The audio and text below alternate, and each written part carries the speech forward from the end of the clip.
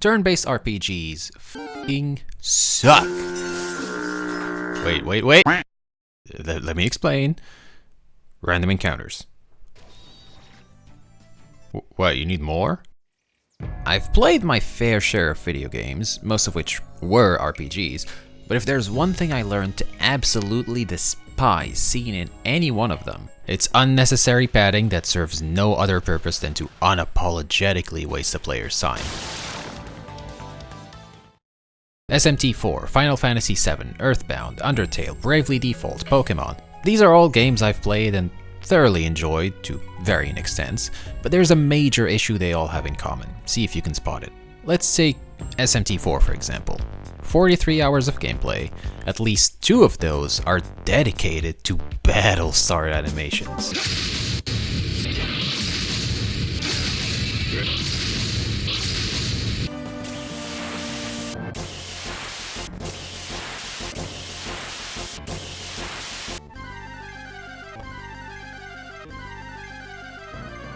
But of course, that's not taking the real ending into consideration. お客さんからやっぱりユーザーからアンケートとかを取っても、大体ペルソナ3が一番やっぱり求められているっていうものが開発としても分かっていたので、今回は技術的な意味ですとエンジンも、今まで、そのことによって今までできなかったような表現にもチャレンジできて、特に大変苦労したポイントでしたね。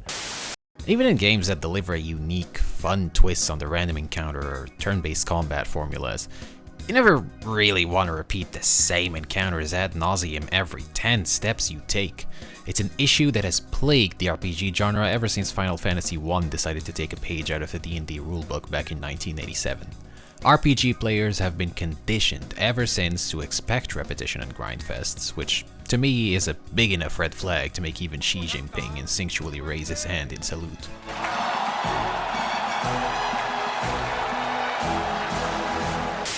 However, in a freak accident in outer space, after modern-day RPG developers have been subjected to intense radiation that has permanently scarred them beyond recognition, they have gained the amazing ability to understand that random encounters are a horse shit mechanic, completely ditching them for a more palatable formula where players get to choose which encounters they want and when they want them, but they still can't seem to shake off the idea of obligatory grinding, because it makes their numbers look good. All those years of experience and hindsight have finally culminated into a little indie game called Hero's Adventure Road to Passion, which is a turn-based RPG with random encounters and dozens of hours of grinding for skill levels. But it's still pretty fun, you know, for a vanilla RPG. Right off the bat, you're dropped into a dilapidated forest, starving and alone, with no other recourse but to navigate through its hostile inhabitants, having nothing but a single weapon to your name: the folding fan. You watch as venomous snakes eat a man whole, then get knocked out by some wild boars caught in an aged hunter's trap, who then points you in the direction of his village to recuperate. Days pass as you get to befriend the people of that village, learn of them, from them, as you hone your martial arts skills, and eventually you just get bored and decide to kill all of them because the horse carriage took too fucking long. Now, what I just described is only 1 out of 8 different ways to get through the starter village alone. The level of variety and freedom given to the player to choose their own adventure is insane. You can get your ass kicked by a chicken. You can go to school and learn classical Chinese poetry, and yeah, that stuff makes no fucking sense. You can run a one-man circus troupe in towns that don't even allow animals in them, but you can because you're too famous for them to do anything, which is accurate to real-life China. You can recruit party members from all different walks of life, become inseparable by going through countless hardships together, marry multiple of them, and then kill them by feeding them the red arsenic you just mined for 0 consequence, because you have decades of pent-up aggression that you'll take out on yourself otherwise. But most importantly, you can go bald in this game. For an amateur developer, that would be it. You cannot top that. And yet they somehow did. Because they're only half amateur, so they only make half the mistake. Get this. There are no random encounters in this game. Okay, that was a fucking lie, but You can go through the entire game without ever running into a single one, and normal encounters, although really annoying to navigate, are just completely obliterated by a skill you can very easily get that lets you bypass all of them. My biggest gripe with this game is that it feels incomplete.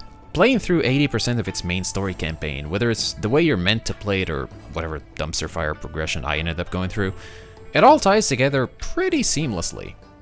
No matter what you're doing, you'll eventually stumble upon the main storyline. But once it gets to that final stretch of gameplay where you expect everything to converge into an epic climax, you realize that Chinese developers' idea of a plot twist is handing over the script to the writers of Mass Effect 3.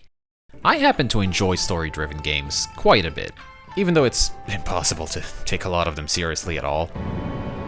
I really wanted to believe we could. Yeah. You owe me a pizza. I ate her.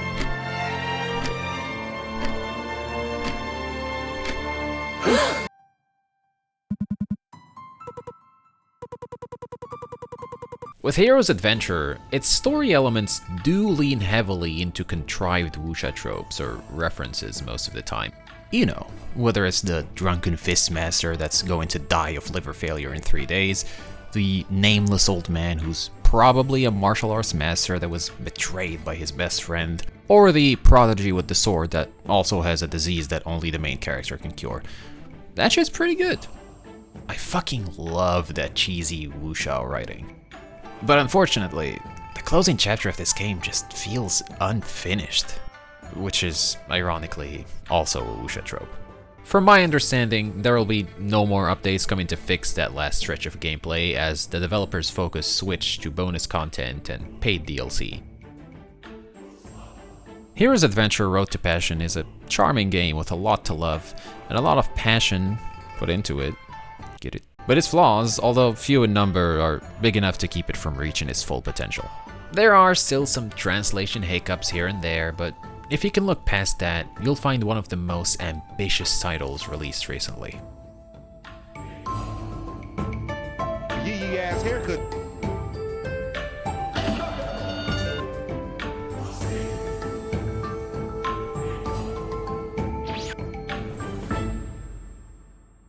Chinese people seem to dislike this game because they're already way too familiar with all these tropes and references, but you have to remember that the average Chinese gamer keeps giving the people behind Genshin Impact money, so their opinion doesn't matter.